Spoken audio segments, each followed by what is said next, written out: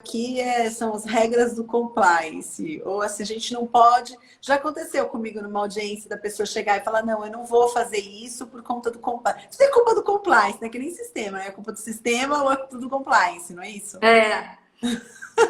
Então, o direito tem, né, os seus maneirismos, tem as suas formalidades, os seus termos mais clichês do direito, mas o compliance é uma coisa que já é muito popularizada no exterior. Isso vem sendo falado nos Estados Unidos desde a década de 70, em alguns leading cases lá dos Estados Unidos.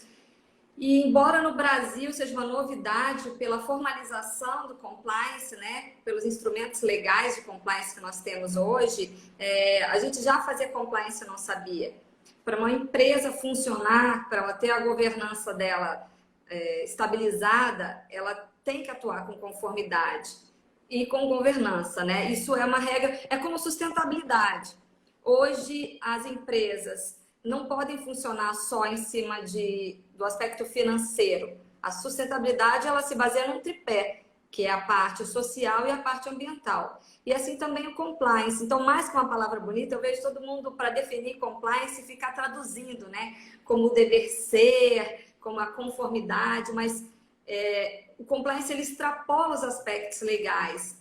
Ele fala da responsabilidade administrativa também no aspecto da iniciativa privada, né? A responsabilidade socioambiental, por exemplo, está intrínseca ao compliance. E outros aspectos que não estão ligados apenas à lei anticorrupção. E é importante salientar isso, que as pessoas acham que compliance tem a ver apenas com o cumprimento das leis relacionadas com a corrupção, com o combate à corrupção, com os aspectos das licitações, e vai um pouco além disso, né? É isso que eu queria falar um pouco aqui hoje também. Mas não é modismo, então, o compliance, né? Não é só. A Operação Lava Jato catapultou o compliance para o meio jurídico, então muitas pessoas passaram a dar mais atenção ao compliance a partir da Operação Lava Jato. Mas talvez seja o caso mais emblemático, né? De conformidade envolvendo uma grande empresa. Só que isso acontece no dia a dia. Com a regulamentação desses instrumentos, é possível e é viável utilizar o compliance tanto em grandes empresas, como acontece com a Petrobras, que hoje tem uma regulação de compliance muito rigorosa e que serve de exemplo, de parâmetro para muitas outras empresas, mas também para as pequenas empresas. Não é exclusividade de grandes empresas, não. Entendi. E a questão do poder público, né? Então, o compliance não tem relação só com o poder público, é isso? Sim. A gente fala do poder público porque se hoje uma empresa, ela pratica qualquer ato considerado um ato ilícito, principalmente aqueles envolvendo corrupção, todo o grupo econômico vai ser envolvido. Então, a gente pensa que é só a empresa investigada que vai responder, né, pelos atos de não conformidade. Mas se você tem um fornecedor, se tem uma empresa que é associada, se faz parte do seu grupo econômico, ela também pode carregar essa responsabilidade relacionada com compliance. E esse é o grande risco para as empresas. Porque a empresa pode dizer, mas eu trabalho na licitude, eu não sonego, eu não pratico corrupção, eu não ofereço uma vantagem a alguém. No entanto, se alguém do grupo econômico relacionado a essa empresa estiver com alguma prática considerada de corrupção, ela pode responder em processo administrativo de responsabilidade e também criminalmente. E tem um caso muito interessante ocorrido em Minas Gerais, que é o estado de onde eu vim, antes de me mudar aqui para Santa Catarina. Uma pequena empresa da área de construção civil, ela foi executar uma obra, uma parte de uma licitação. Ela era encarregada de fazer apenas os túneis de um grande projeto vencido por uma famosa construtora investigada aí no Brasil. O que acontece? Apesar dela ter menos de 5% de participação no valor pago por essa obra, quando essas irregularidades vieram à tona, o que a empresa grande construtora fez? Ela procurou a CGU e fez um acordo de leniência. E o que é o acordo de leniência? É uma solução que ela é consensual com a CGU, né? que a empresa ela se obriga a cumprir determinadas condutas exigidas pela CGU, ela vai passar por uma multa, mas ela vai ter descontos, né? E ela vai ser beneficiada por ela ser a primeira a apresentar os dados que talvez não viessem a público. Foi, por exemplo, o que a JBS fez. Ela procurou e ela mesma denunciou as práticas de corrupção. E com isso ela foi beneficiada, inclusive nos aspectos criminais, como a gente, né, acompanhou no caso da JBS. Só que o que aconteceu com essa pequena empresa de construção civil que eu me referi há pouco? Como a empresa grande que praticou o ato de corrupção foi a primeira a procurar a CGU, e é só quem procura primeiro que recebe o benefício do acordo de leniência, todos os encargos e multas altíssimos daquele processo administrativo ficaram a cargo da pequena empresa, que acabou sucumbindo, né? A empresa não conseguiu se manter no mercado, as multas são muito altas e por isso é interessante ter um programa de compliance, embora os percentuais de desconto possam não ser considerados tão grandes, né? Variam às vezes até no máximo mais ou menos 4% dos valores de multa. Como a multa é muito alta, isso pode representar milhões de reais. Então, a empresa que tem um programa de integridade funcionando antes do ilícito, ela pode declarar isso no momento da investigação e ter um abatimento na multa. É como se fosse uma conduta positiva que está sendo considerada um atenuante ali naquele caso para poder conceder algum benefício para aquela empresa. Então, por que é interessante você ter um programa de integridade, um programa de compliance na sua empresa? Porque você consegue se proteger, né, mais, se blindar mais de desvios, por exemplo, por meio de mecanismos de due diligence. Se eu for contratar uma empresa, se eu for me associar a uma empresa, é aquele velho ditado, diga-me com quem andas que te direi quem és.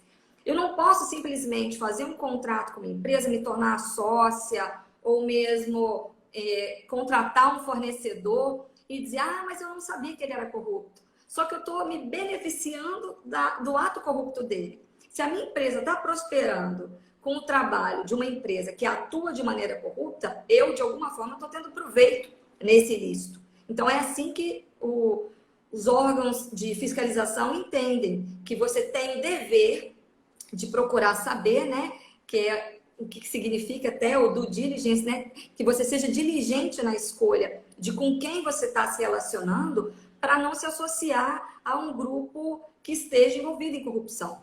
Porque, mas eu não sei, foi o meu empregado que fez. E aí vem a questão também até do compliance trabalhista.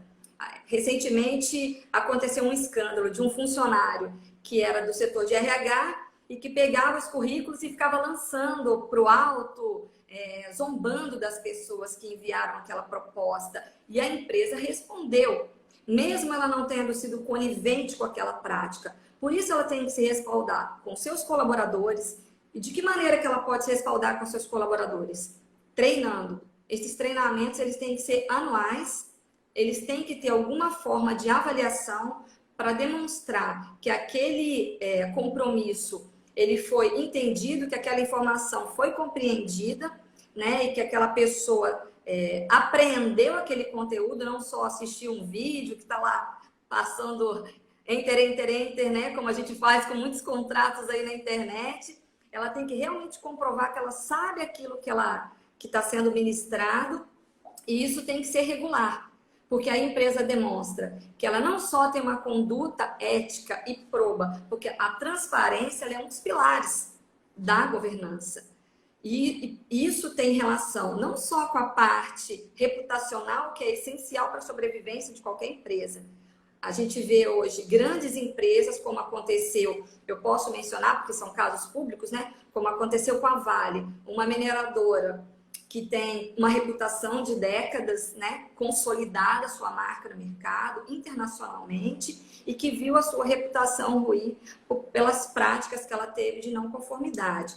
Então, quando a gente fala de compliance, a gente fala de regularidade na parte trabalhista, regularidade na parte ambiental, nos aspectos sociais, né, que dizem respeito àquela empresa. e na sua reputação, que é o que vai dizer dela, que é o grande bem que ela carrega ao longo da sua história. Porque uma empresa com uma má reputação não tem patrimônio que sobreviva a isso. A gente vê que, às vezes, uma informação, uma notícia que seja desfavorável à reputação de uma empresa pode comprometer as ações dessa empresa na bolsa a ponto dessa perda representar milhões por dia, né? E isso faz parte dos noticiários que a gente vê aí no dia a dia, e por isso é tão importante investir em compliance, num programa de integridade robusto e até buscar as certificações existentes disponíveis para as empresas hoje, como o selo Proética, que as empresas podem se inscrever anualmente, ter uma certificação, e isso vai dizer bem dessa empresa também, tanto dela perante o poder público, quanto com seus clientes, com a iniciativa privada e com os demais fornecedores, que vão ter mais segurança e mais garantia de contratar essa empresa, sabendo que ela tem a sua probidade certificada pelos próprios mecanismos de controle federais. Então, assim, na verdade, pelo que eu estou entendendo, para você ter essa questão do compliance empresarial, você tem que também, além de ter um compliance da sua empresa, você tem que prestar atenção em todos os stakeholders. É isso? Sim. Esse é outro termo que está sendo muito comum no meio empresarial e que ainda, infelizmente, é novidade no Brasil para algumas empresas.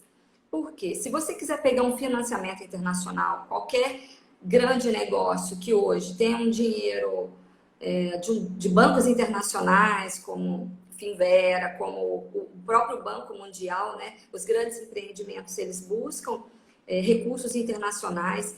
Existe uma série de requisitos que são indispensáveis relacionados à conformidade e auditorias que são necessárias de você cumprir com esses requisitos para conseguir o recurso. Então, compliance, mais do que um modismo, mais do que um bom mocismo, mais do que uma boa maneira de ter uma boa reputação, ele é um mecanismo indispensável para você conseguir recursos. Inclusive, empresas. O que as empresas tanto temem? Se uma empresa brasileira hoje tem algum investimento na Bolsa de Nova York, que muitas empresas têm, ela está sujeita também à legislação americana. Talvez muitos colegas devam saber, mas a FCPA, o meu inglês aqui é macarrônico, né? Foreign Corrupt Practice Act, que é uma lei que ela extravasa o território americano. O que aconteceu, por exemplo, com a Avon? Eu fui até pesquisar na corte americana, porque compliance, falei, será que essa FCPA já chegou aqui no Brasil? Será que alguma empresa brasileira já teve o ônus de cumprir com alguma obrigação da FCPA? E qual não foi minha surpresa? As duas primeiras empresas que constavam lá na corte americana como condenadas pela FCPA eram brasileiras, que eram a Petrobras e o Walmart Brasil. E a Avon, que é uma marca internacional, ou seja, eu não preciso ter um escritório nos Estados Unidos.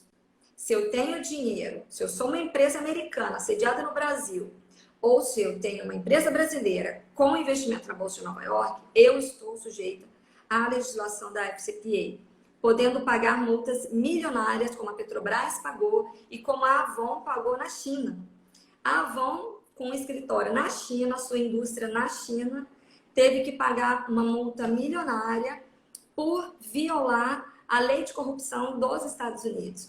Então, quando a gente fala, hoje a legislação brasileira é mais rigorosa, a transparência não só um valor, mas ela é indispensável para a sustentabilidade do negócio, até financeira, né? É o que a gente chama de red flag, que os acionistas, num bom modelo de governança, eles têm que ter conhecimento de suas responsabilidades, seus deveres e os seus direitos. Aconteceu também com empresas brasileiras do setor financeiro. Elas têm um limite de risco para fazer determinados investimentos em bolsa.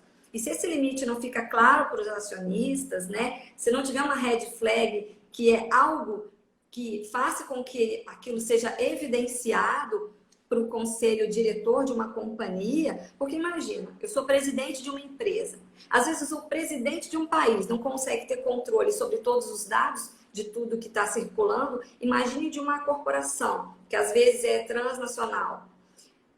Por isso, os mecanismos de segurança, de red flag, para demonstrar quando uma empresa está próxima de um grande risco, eles são indispensáveis para qualquer conselho diretor, né? Um bom modelo de governança, cercado desses cuidados em relação às práticas de integridade, é indispensável para a sustentabilidade de qualquer negócio, seja grande, médio ou pequeno. Entendi. Mas eu tô achando um pouco difícil para a empresa ter controle, né? Porque já é difícil para a empresa ter controle do negócio dela. Imagina ter controle dos stakeholders. Mas eu estou pensando aqui, de repente, é lógico que se a empresa tem uma reputação boa, é lógico que isso é um tipo de controle, verificar a reputação da empresa, se a empresa tem os certificados. Agora, em relação aos certificados, que eu fiquei com uma dúvida. Eu já vi muita empresa conseguir o certificado, mas sem exatamente estar seguindo aquilo, sabe? Então, às vezes você tem um certificado, é que nem em faculdade. Às vezes você tem lá um certificado, mas você não estudou, né? Assim, de fato. Ou você tem o certificado de um curso que você não fez direito, por exemplo. Então, nesse caso, é que assim, é difícil ser the walk the talk, né? Nesse caso, como que a gente consegue proceder, assim, mesmo que eu tenha uma empresa e a empresa, de repente a empresa com quem eu quero fazer negócio tem um certificado que eu falo, não, essa empresa parece que tem tudo que está dentro da conformidade, porque pelo que eu estou entendendo, o compliance ele tem um campo grande, então um campo Sim. que você tem que, não é só uma questão de seguir regras, né? Na verdade, é uma questão de estar conforme é como se fosse um estilo de vida, né? Porque você tem que estar conforme de uma forma ambiental, conforme de uma forma social, conforme praticamente tudo, né? Você tem que ser íntegro, ético, tem que trabalhar com pessoas éticas, trabalhar com pessoas íntegras, tem que trabalhar com parceiros éticos, trabalhar com, né? Enfim, os funcionários também precisa estar todo mundo andando assim na mesma rota, né? Aí nesse ponto que na verdade existe aí uma interligação entre a governança e o compliance, porque o compliance ele, assim, governança sem compliance parece que não rola, e compliance sem governança também não rola. Então, nesse ponto tem. Como que a gente faz para resolver isso? A gente assim, para tentar, que é um pouco difícil, né? Na verdade, a gente, no final das contas, como é muita coisa que tem que ser, que tem que ajustar e tem que andar todo mundo junto, como que você acha que a gente consegue estar fazendo isso acontecer, né? Porque é difícil fazer acontecer. Como é que a gente consegue fazer acontecer? Bom, eu vou dividir a tua fala em duas partes principais.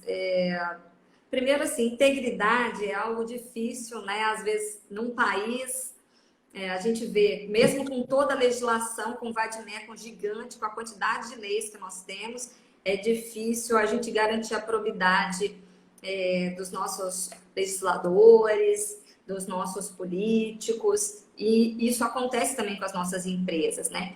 Eu vou falar de dois aspectos que são importantes que você mencionou. Eu vou pedir desculpa, só que eu vou tremer um pouquinho o celular para ligar no carregador antes que eu desapareça aqui.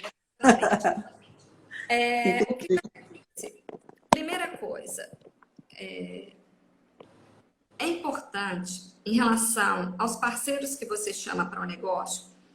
Além de uma investigação, já existem empresas especializadas nesse trabalho, em avaliar a reputação de parceiros, mas a assinatura do documento de due diligence nada mais é que um checklist documentado em que a empresa se compromete com determinadas informações e envio dessas informações sob pena de algumas responsabilidades.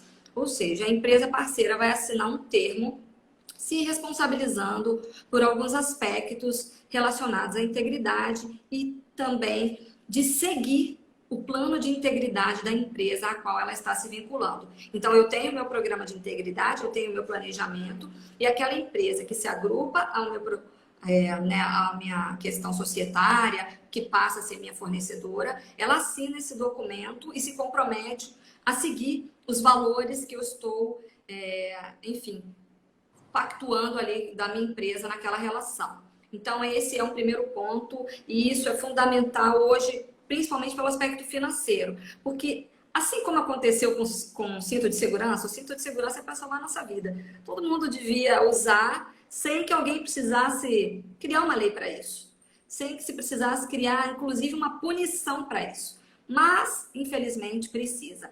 E o que acontece? É pelos bancos que muitas empresas estão aprendendo. Porque hoje, para você conseguir um financiamento, eu vou falar uma situação que aconteceu, por exemplo, com o Santander. Todos os casos que eu estou dizendo são casos públicos, por isso eu posso fazer menção às empresas.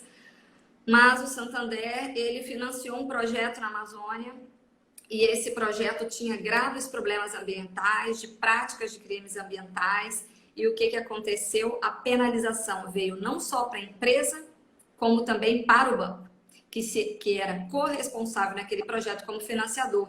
Então, os bancos, eles pensam duas vezes antes de investir numa empresa que não segue determinadas regras de compliance. Eu dei o exemplo agora há pouco do Banco Mundial, né? Você estava falando dos stakeholders. Hoje existem profissionais, eu já posso falar porque eu já atuei nessa área, que cuidam só de relacionamento com partes interessadas. E quando eu estou falando de partes interessadas, quem são as partes interessadas? Vai depender do tipo de negócio. Então, minha parte interessada, se eu sou um posto de combustível, pode ser um órgão regulatório, como a Agência Nacional do Petróleo, pode ser um fornecedor, uma distribuidora, meus clientes. São todas essas pessoas. E as empresas, o que é que elas têm que fazer? Dá trabalho? Dá trabalho. É preciso saber como está a percepção daquela parte interessada, qual tipo de interesse, porque, como você disse, não dá para ver tudo. Mas o que é prioritário para mim? É prioritário ter uma boa relação com o órgão regulatório por uma empresa de transporte? É essencial. Então, eu vou listar os meus stakeholders, definir o grau de prioridade, o grau de impacto que ele provoca, ou seja, se eu estremecer minha relação com o órgão regulatório, eu corro o risco de perder a minha atividade econômica? Corro. Então, esse é o stakeholder prioritário. A partir do momento que eu priorizo, coloco qual a percepção do stakeholder em relação ao meu negócio e as necessidades que eu tenho de engajamento para melhorar aquela relação, eu já crio uma forma de trabalho mais assertiva. Trabalhar com assertividade nem sempre é fazer muita coisa. É agir nos pontos fulcrais do negócio. E é por isso eu preciso conhecer do meu negócio. E uma boa maneira é fazendo o gerenciamento de riscos. Quais são os meus principais riscos? Eu sou uma empresa de grande repercussão ambiental, então o risco ambiental ele é essencial para mim. Eu sou uma empresa de mineração, eu tenho uma boa relação com a questão ambiental e regulatória. A partir do momento que você elenca seus riscos, define suas partes interessadas, educa seus colaboradores dentro do seu programa de integridade, o compliance ele se torna fluido, ele é uma prática do dia a dia. E qualquer empresário, independentemente do porte da empresa, se ele tem um programa minimamente responsivo, minimamente compreendido pelos seus colaboradores, que entendem não só como olha, eu sou honesto, eu sou bom, eu sou uma pessoa correta, mas entendendo os riscos e responsabilidades a que essas pessoas estão sujeitas, porque por que as empresas começaram a se preocupar tanto? Porque tem risco de prisão. Se você comete um crime ambiental hoje, e eu não sei se vocês vão se lembrar de um caso recente de empresários de uma mineradora entrando no jatinho da Polícia Federal, diretores, coordenadores, ninguém quer passar por essa experiência. Quando o medo bateu na porta das empresas, elas começaram a levar o compliance a sério. Então, compliance não é só uma questão de estar ok, de ser uma boa empresa, mas é uma questão de sobrevivência financeira, porque você precisa do recurso dos bancos financiadores e eles exigem esses requisitos. É uma questão de sobrevivência reputacional, porque com um nome ruim, nem o trabalhador gosta de portar aquele uniforme. Quem sente orgulho? Eu não sei se vocês sabem, mas algumas construtoras mudaram de nome depois do escândalo da Lava Jato, né? porque aquele nome estava impregnado de uma prática que foi condenada pela sociedade. Então, carregar aquele nome passou a ser uma vergonha. E isso é extremamente relevante para a continuidade de uma empresa, né? Para ela sobreviver perante seus clientes, perante seus fornecedores e perante os órgãos regulatórios. Então, assim, eu falei muito rápido e muita coisa, né? Não sei se deu para absorver um pouquinho e responder aquilo que você me perguntou, mas se eu fosse definir, assim, pelo menos 3 coisas, eu diria que estabelecer uma mínima regulação em relação aos meus fornecedores, as minhas partes interessadas, conhecerem as partes interessadas e a relação que eu tenho com elas, priorizá-las, e estabelecer uma relação que seja dupla, né? Porque o que aconteceu com a preocupação dos diretores? Tá, eu vou preso, mas até que ponto eu tinha conhecimento daquela conduta? Quando as responsabilidades no sistema de governança elas estão claras, então a minha área técnica, o geógrafo que assinou o documento liberando determinado empreendimento, o engenheiro que assinou o documento liberando determinado empreendimento, até que ponto ele tinha poderes e deveres em relação àquela conduta que foi considerada criminosa. Quando você escalona as responsabilidades, fica mais fácil de entender se é só, né, o presidente que é responsável, se ele tinha condições de ter conhecimento daquela informação e em que instância estava aquela informação considerada, né, essencial para a elucidação de algum fato considerado ilícito. Entendi. Mas, vê, eu tenho uma dúvida aqui. Na verdade, assim, não é bem uma dúvida. Eu gostaria que você esclarecesse alguns pontos. Porque, por exemplo, a gente está dando exemplo só de empresas grandes, né? E a empresa pequena sempre tem aquele receio, né? Eu não preciso de compliance. E, na verdade, hoje, o que eu penso também, a questão dos stakeholders, principalmente os funcionários que trabalham na empresa, que todas as empresas, de uma maneira geral, estão correndo um risco enorme. Porque a gente tem, mesmo as pequenas empresas estão correndo risco. Então, a questão do compliance para funcionário, por exemplo, se o funcionário hoje está trabalhando numa empresa e ele dentro da vida social dele, porque tem gente que, na verdade, acaba separando, né? Ah, minha vida profissional e minha vida pessoal. Mas hoje, tá um pouco difícil de separar. Então, assim, principalmente com essa questão de home office, etc. Mas, por exemplo, se a pessoa está maltratando um animal na rua, né, batendo, ou enfim, aí tem aquele vídeo lá do rapaz, por exemplo, batendo no animal e etc. Aí aparece, né, na mídia, fulano que trabalhava na empresa X, matou tal animal e etc. Então, isso pega muito mal. Então, isso pode acontecer com empresa pequena, com empresa grande. E é lógico que com a empresa grande tem um impacto maior, né? Mas com a empresa pequena também. Como que fica essa questão do compliance para a empresa pequena?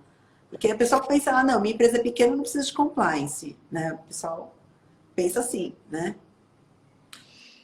Então, você citou até um caso que tem a ver com conformidade também, né?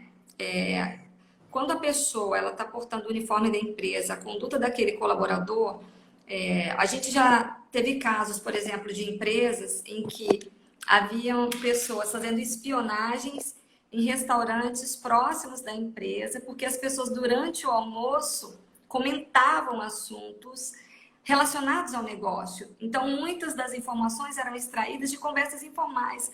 Quantas vezes um empresário não recebeu um convite para um cafezinho, para uma bebidinha, e sai uma informação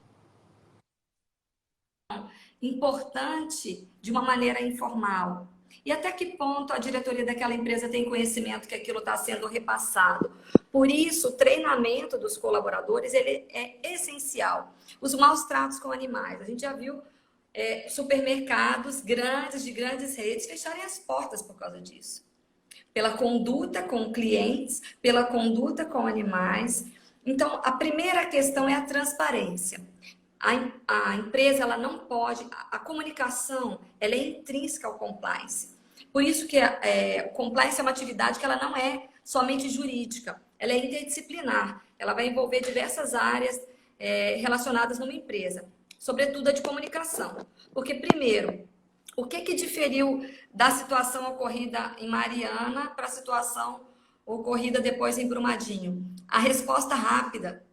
A empresa que vê um colaborador seu ou alguma situação envolvendo a sua reputação ser exposta, e hoje é muito fácil, né? Todo mundo tem um celular.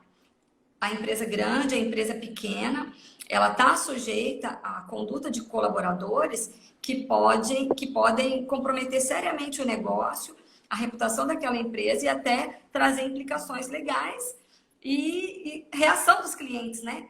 Porque se os meus clientes eles começam a, enfim, falar sobre aquele fato de uma maneira negativa, aquilo vai manchar também o nome da minha empresa e eu tenho que me colocar diante da mídia rapidamente e aí eu volto para as partes interessadas. Se eu não construo a imprensa é uma parte interessada, a comunidade é uma parte interessada.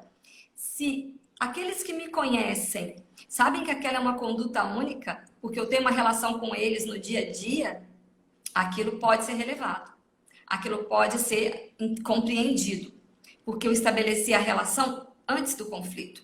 Então, não adianta, seja empresa grande ou pequena, tentar criar engajamento quando o problema está instaurado. Se eu faço um bom trabalho com partes interessadas, por exemplo, com os meus vizinhos, com os meus clientes, com os meus colaboradores, com a imprensa, de maneira constante e regular, antes de qualquer ato acontecer, eu estou construindo as minhas relações.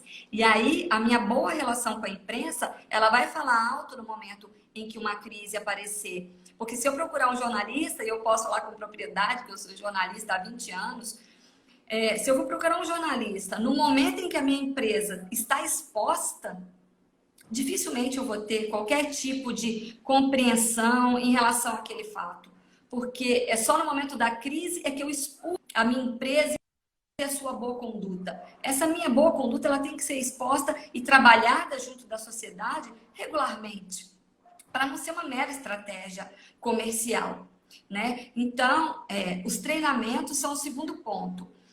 Ter um trabalho de palestra, de formação constante e bons recrutadores que consigam ver as percepções, os valores dos meus colaboradores, eles estão relacionados com os valores da minha empresa, porque isso também é importante. Se eu sou uma empresa, por exemplo, de cosméticos, mesmo que seja uma pequena empresa, e eu não faço testes com animais, como é que eu vou contratar um colaborador que já tenha no seu histórico um caso de maus tratos com animais? Tudo isso é relevante para ter colaboradores e stakeholders que tenham conhecimento dos valores que eu prego. Senão vira, né, um discurso hipócrita, em que eu estou vendendo uma imagem que não corresponde à realidade. Vender uma imagem que não responde à realidade é o que normalmente quase todo mundo faz, né? Falar e não fazer, né? Mas agora eu fiquei com um ponto para te perguntar. Essa questão, por exemplo, que a gente está falando da gestão dos riscos, né? Que se procurar um jornalista num momento de crise, vai ter uma dificuldade, que deveria ter feito um trabalho social antes, né? Mas e a questão dos haters? Né? A empresa precisa também ter um programa de compliance até para conversar com os haters, porque muitas vezes quando acontece um problema na empresa, e o problema é público e a empresa é grande, não responder, porque tem gente que as pessoas falam de tudo, né? Então a empresa está exposta nas redes sociais, nas mídias, né? Então, não responder mensagens, por exemplo, do Instagram, não responder mensagens de grandes redes sociais para essas empresas, não causa um problema para a empresa? Assim, das pessoas, por exemplo, quando teve aquele problema do supermercado, né, que parece que mataram um cachorro, né? Então, o pessoal entrou no Instagram das pessoas, né? Das pessoas não, da empresa, e colocaram lá várias coisas, né? E a empresa não se manifestava, né? Então, a empresa poderia ter se manifestado de uma forma, enfim, de uma forma bacana também, enfim, teria que ter regra para se manifestar, né? Porque também não pode escrever qualquer coisa.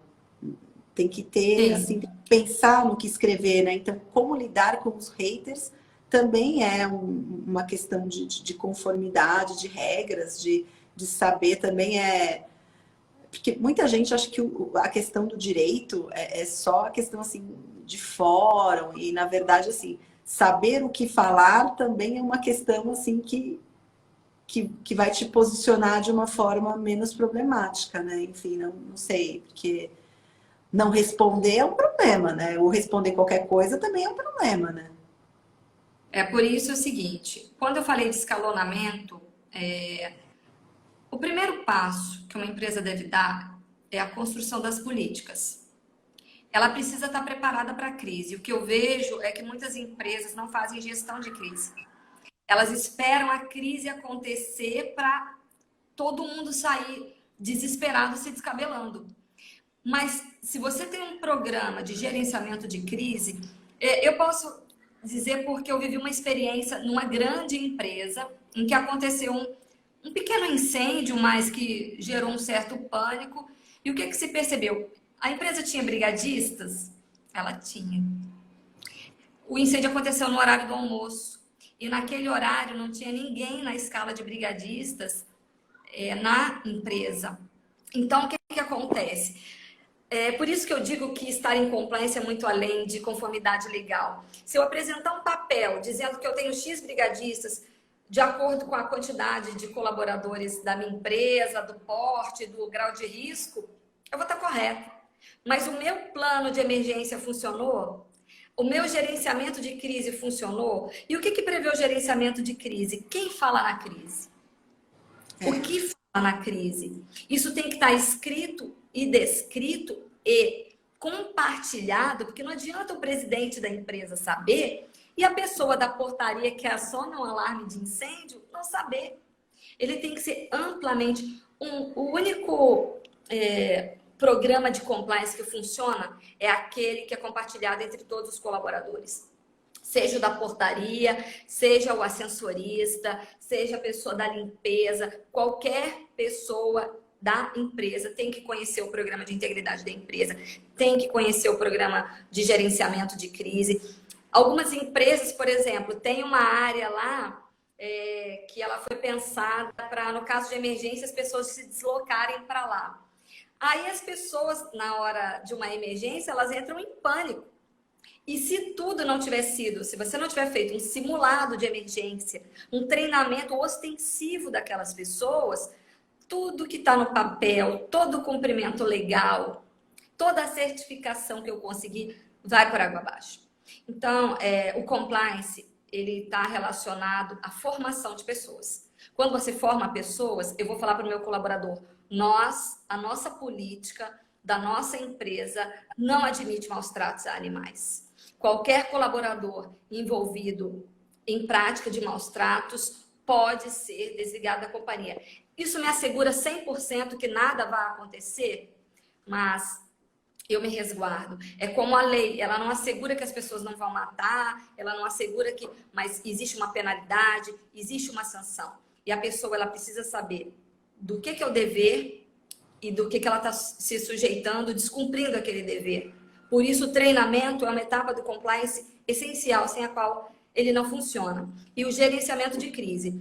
Como você estava falando do risco, né? Se eu faço o meu gerenciamento de risco lá, eu defino quais são os meus riscos, eu vejo meios de mitigar esses riscos e eu vejo formação para as pessoas para lidar com aquele risco, eu consigo prevenir boa parte. E eu posso afirmar para você seguramente, grandes corporações ainda não fazem o beabá disso que a gente está conversando aqui, infelizmente. E é por isso que a gente vê não só empresas sucumbirem financeiramente, mas reputacionalmente e até criminalmente.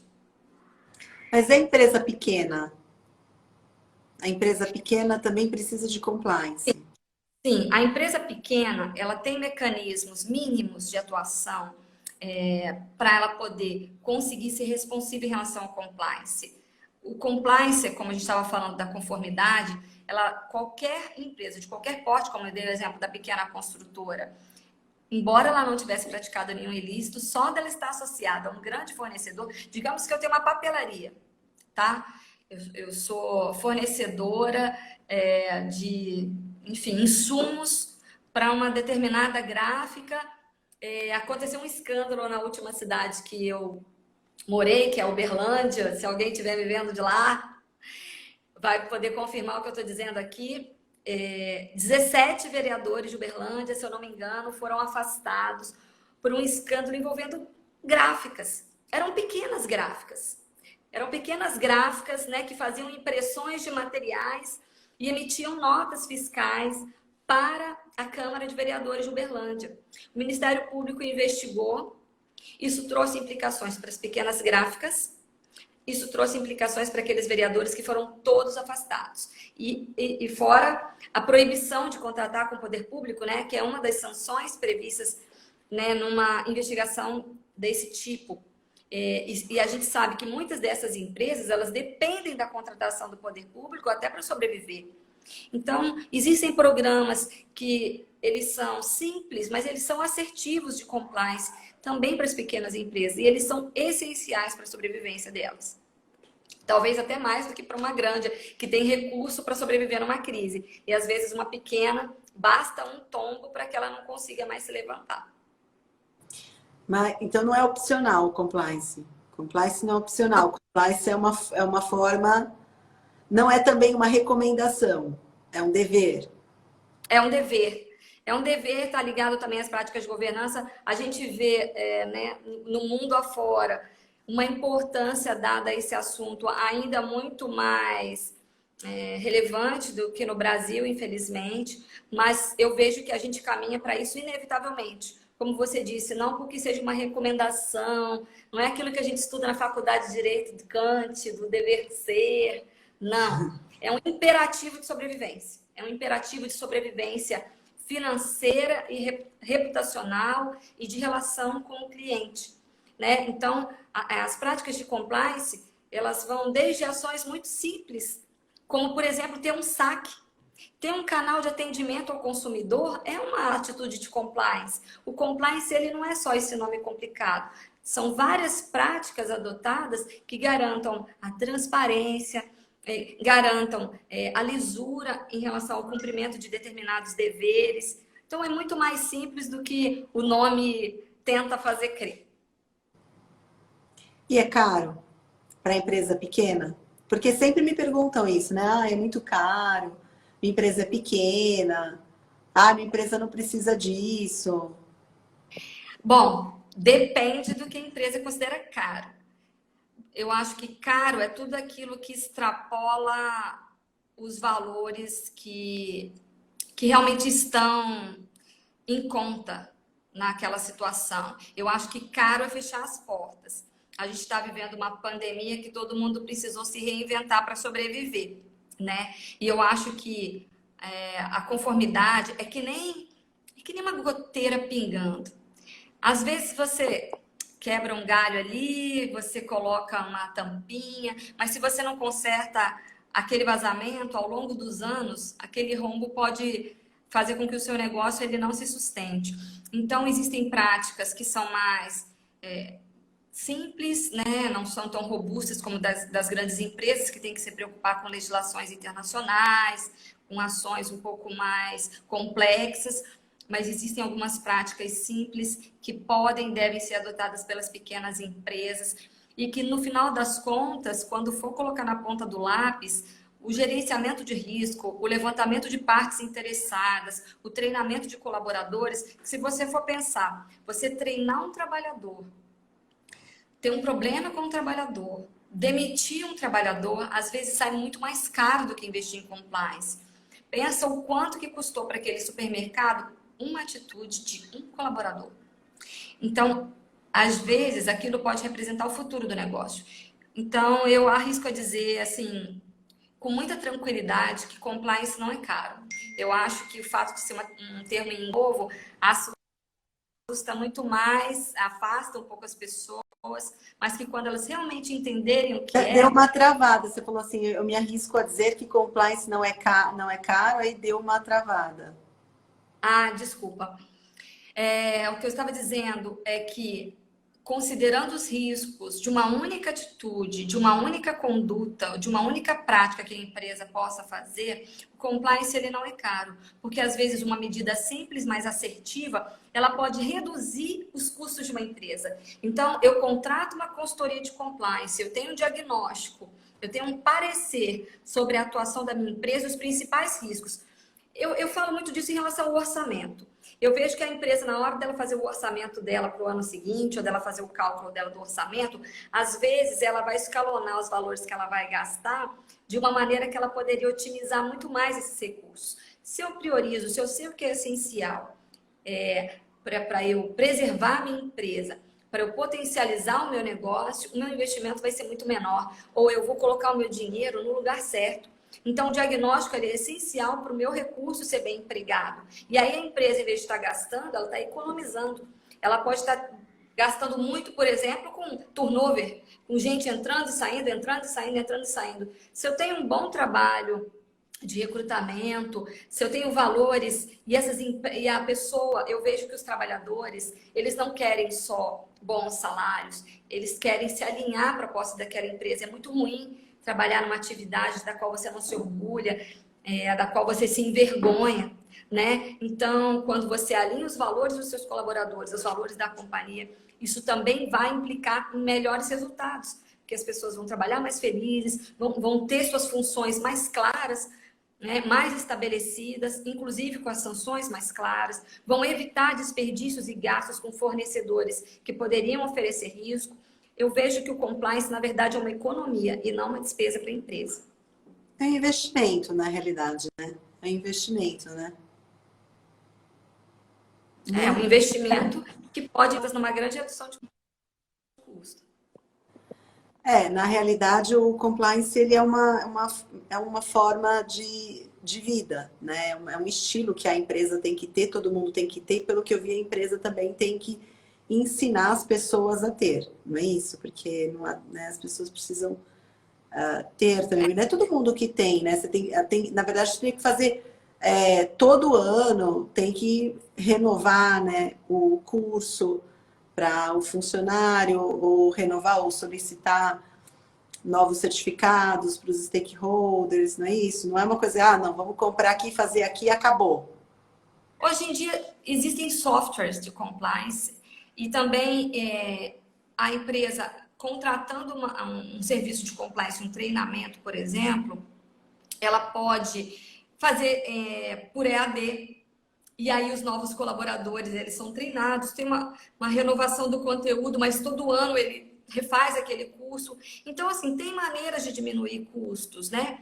E os custos que estão relacionados às práticas de não conformidade, eles são muito mais altos do que o desenvolvimento de um plano. Quando o plano estiver rodando, quando o plano estiver funcionando, às vezes aquele primeiro diagnóstico pode parecer um pouco, né, mais dispendioso, mas numa conta final, aquilo vai ser diluído em menos demissões, em menos problemas tributários, em menos problemas trabalhistas e melhoria na reputação e em ganho de cliente, né, que é o que todo mundo objetiva no final. É verdade.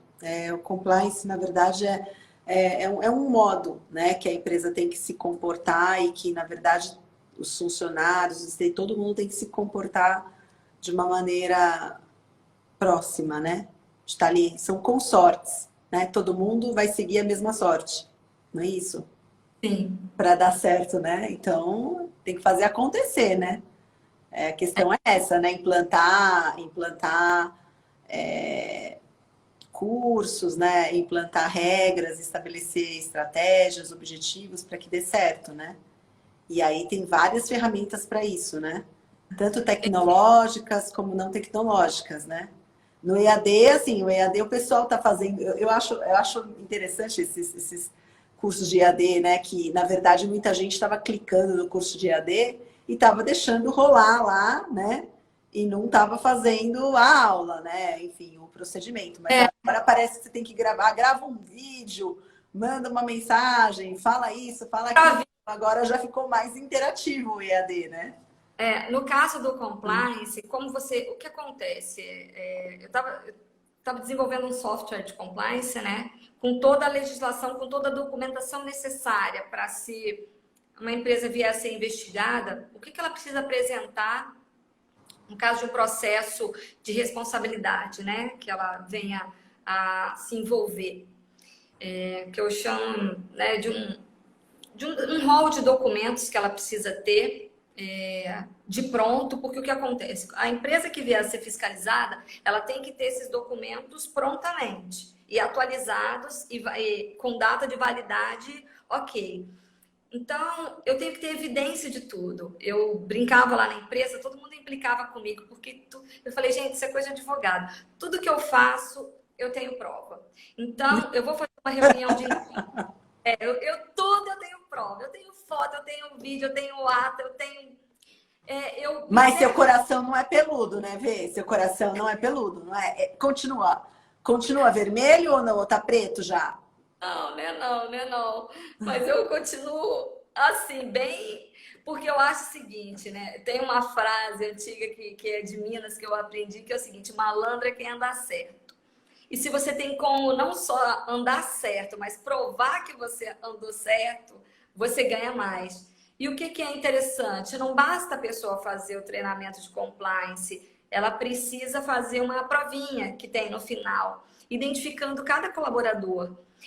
Falando assim parece complicado, mas se eu tenho um videozinho, um programinha em que a pessoa tenha lá algumas questões que ela responde e ela tem um login, eu sei qual trabalhador fez, quanto tempo ele demorou para fazer, porque ninguém assiste um vídeo em 2 segundos. Se eu aplico um Enter, não deu para assistir o conteúdo. Então, eu tenho todos os dados, né? Hoje, a TI não deixa ninguém mentir, né? Então, um bom programa de TI consegue resolver isso rapidinho.